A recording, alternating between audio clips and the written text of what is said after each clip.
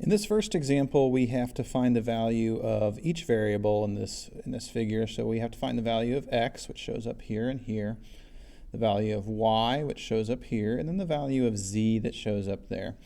So this is kind of a complicated picture, but what we'll notice perhaps is that we have a large triangle PQR. And then within that triangle, we also have a segment ST that is parallel to the third side and intersecting the other two. And so now that means that we can apply that side splitter theorem that we learned about in the previous video. And what that side splitter theorem said is that this segment that's parallel to the third side of the triangle will divide the other two sides proportionally.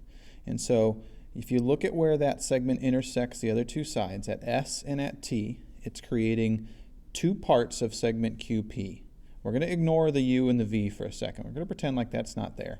We have segment QS and segment SP over here, and we have segment QT and TR over here, right? Those are the two pairs of segments created when this segment kind of came through and hit both sides of that triangle, hit it at S and hit it at T, created those two pairs of segments.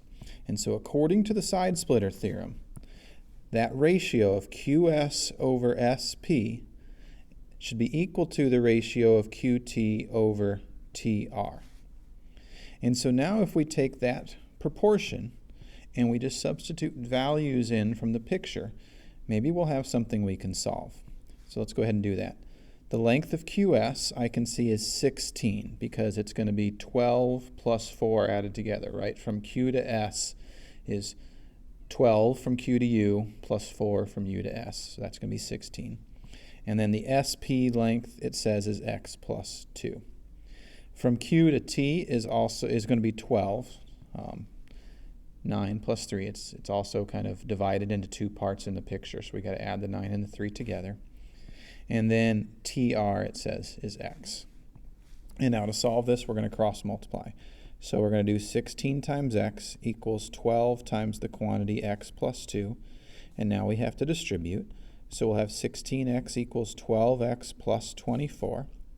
And then we're going to subtract 12x from each side. And now we have 4x equals 24.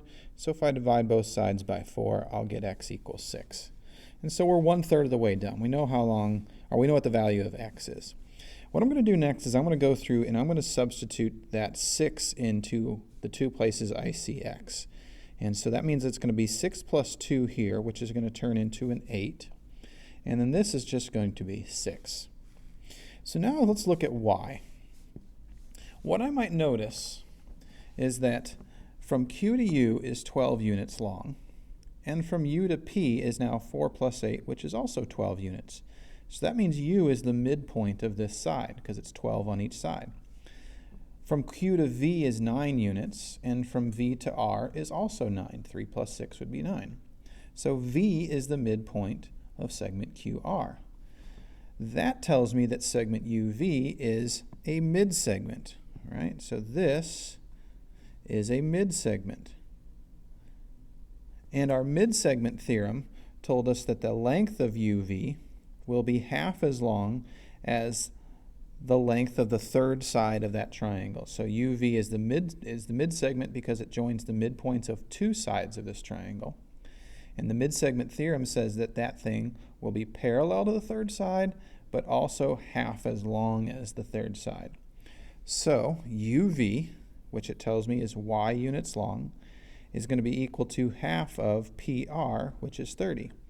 So y will be equal to 15. So now we're 2/3 of the way done. We got our x value, we got our y value. Now what about z? Well, there's kind of a couple ways I can do this, but the way I'm going to look at it is I'm going to say, look, triangle QST and triangle QPR should be similar. So I'm going to state that similarity real quick. I'm going to say that triangle QST is similar to triangle QPR. And so that means that there should exist this proportional relationship between the different pairs of corresponding sides. So QS over QP should be equal to ST over PR, and that should be equal to QT over QR.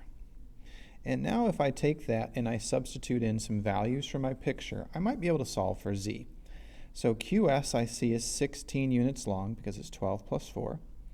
And QP is 12 plus 4 plus 8, which is 24 units long. ST is where the Z is, and then PR is 30 units long. I'll go ahead and finish this out. QT I see is 12 units long, and QR is 9 plus 3 plus 6, which is 18 units long. So now what I can do is I can pick two of these ratios, ignoring the third one, and I can use the cross-multiplying method to solve for my Z. So for instance, I could pick these two, cross-multiply to solve for Z, or I could pick these two and cross-multiply to solve for Z. I'll just go ahead and do these two right here. So I'm going to kind of temporarily ignore the 12 over 18 part, and I'm going to do 24 times Z equals 16 times 30. And 16 times 30 is going to give me, I think that is going to be 480. And so now if I divide the 480 by 24, I'm running out of space here, but I think I can squeeze it in. 24 divided by 480 should give me 20. So Z equals 20. And now I've got all three variables solved for. In this next example problem, we have kind of a real-world situation. It says a reflecting pool is separated by walkways that are parallel to Lincoln Street and Jefferson Street, which are parallel to each other. So basically we have Jefferson Street, this walkway, and Lincoln Street that are all parallel to each other. The city wants to add additional tiling around the pool, so they want to tile all these different sides of this reflecting pool. And our job is to find out, well, if they've done these measurements, this one, this one, this one, this one, what would this measurement be and what would this measurement be? And what we're going to use is that corollary to the side splitter theorem, because we have parallel lines. We actually have 4 of them, but we can pick any 3. For instance, we could pick this parallel line, and this parallel line. And then we have transversals going across those. So what should happen is these two measurements should be proportional to these two measurements. These two measurements should be proportional to these two. So we can set up one equation to solve for x. That would be x over 60 equals 24 over 72. To solve for y, we should be able to say 60 over 24 equals 72 over y. And then each one of these we're just going to cross multiply. So we'll start with the x. We'll say 72 times x equals 24 times 60. 24 times 60 is going to give us 1,440. So 72 times x equals 1,440.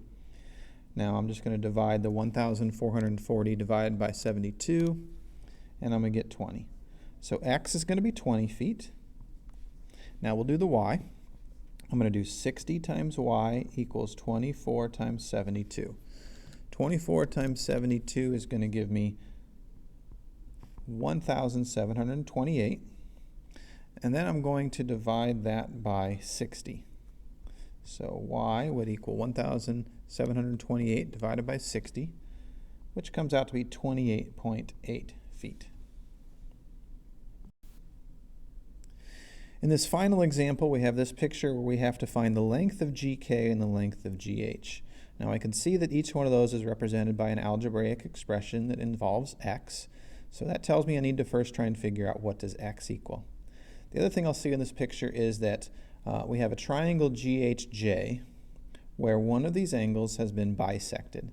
And that angle bisector is coming across here, and it's taking the third side of that triangle, segment GJ, and dividing it into these two parts.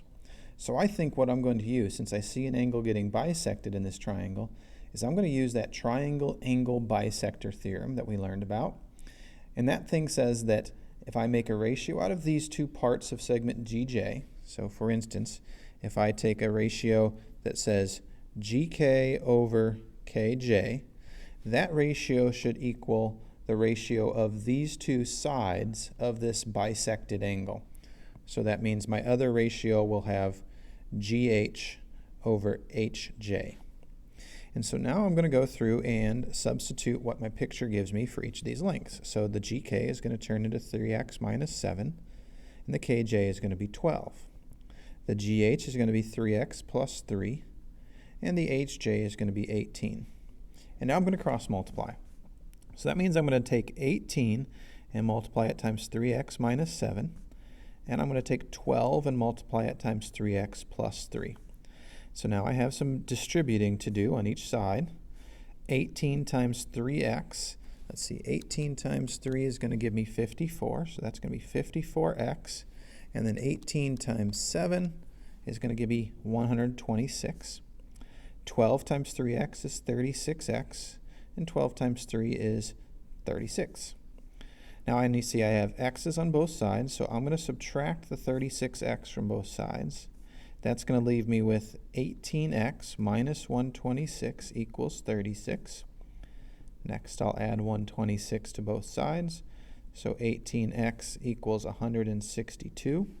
And then I'm going to take 162 and divide by 18, and x equals 9. That's just 162 divided by 18. All right, now that I have my x value, remember I'm not done because what it actually asks me for is the length of gh and the length of gk. So gh, it says, is 3x plus 3, so that's 3 times 9 plus 3, which is 27 plus 3, which is 30. So gh is 30. gk, it says, is 3 times x minus 7, so that is 27 minus 7, which is 20. So 20 and 30 are my lengths of gk and gh.